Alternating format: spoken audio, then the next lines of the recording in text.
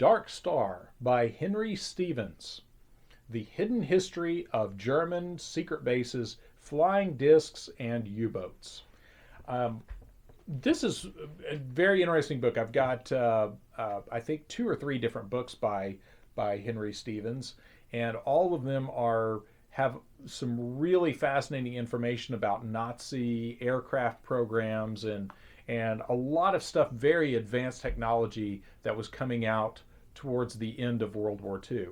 Um, some of this is theoretical things that they wanted to do.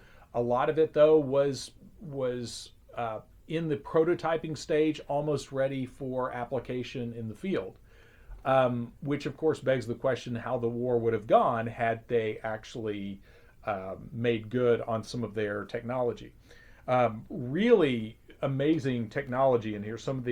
Um, some of the aircraft technology that is pretty mind-bending stuff, and a lot of this is um, easily verified information. Some of the things involving like electrogravitics and stuff like that are a little harder to pin down. A lot of good information though. Now, his overall theory I find a little far fetched, and I say far fetched not in a mocking way, only in it is a very far fetched, very difficult theory to prove. Um, but his thrust, as well as there's a couple of other authors I've read their work on, and I'm kind of on the fence on that. I'm definitely agnostic where it comes to this theory. Is they believe that the core of the Nazi leadership escaped to Antarctica and formed this kind of breakaway civilization where they continued to operate flying discs and U-boats and whatnot and kind of terrorize the world in covert means. And um, there's some good supporting information, and then there's some kind of stuff there's a lot of different ways you could interpret it. So I'm on the fence on some of their information and the way they've interpreted it. I think it's a fascinating theory, and I think we all know from anybody watching this is probably familiar with operate the paperclip scientists or the Project Paperclip, where Nazi scientists, high-level Nazi scientists, and high-level Nazi anybody that had good information that the United States or the Soviet Union wanted were snatched up and pulled into those respective countries and basically split up, said, hey, we're taking these guys, you take those guys. And there was actually a plan to split up that Nazi technology amongst the Allied forces. And so we know that went on. We know that guys like Wernher von Braun went on to become bigwigs in NASA and the U.S. missile program.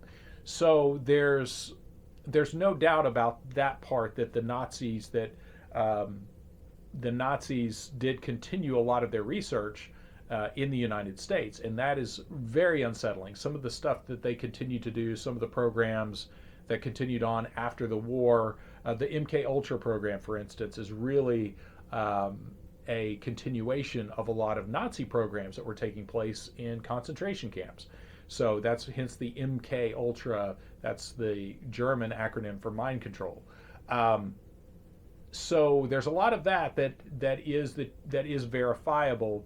Um, and as several authors have pointed out, these guys did not leave their ideology behind.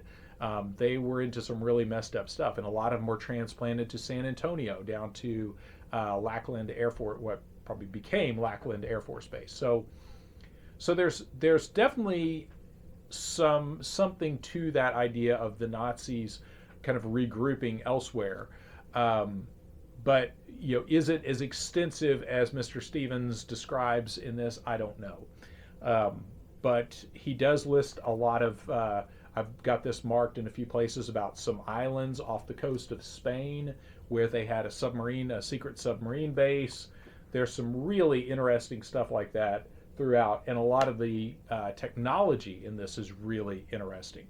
So really interesting book as far as his overall political theory, and it is not by no means a pro-fascist, pro-Nazi book. This is all about the technology, where it went, who developed it, and whether or not these guys are out there still playing in the sandbox. So that part of it, again, whether or not they made it down to Antarctica is another matter entirely.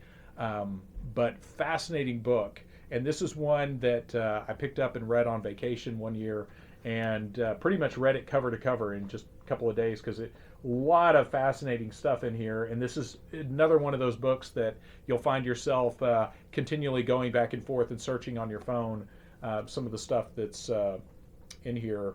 And like I said, a lot of it checks out, but the overall theory of whether or not there's a breakaway civilization in Antarctica, I'm not sure I'm quite there 100%. But anyway, as an aside, I have heard that you do have to have a very high level security clearance to work in any of the bases in Antarctica. Now, whether or not that has anything to do with this, I don't know. But there you go, Dark Star by Henry Stevens, published in 2011.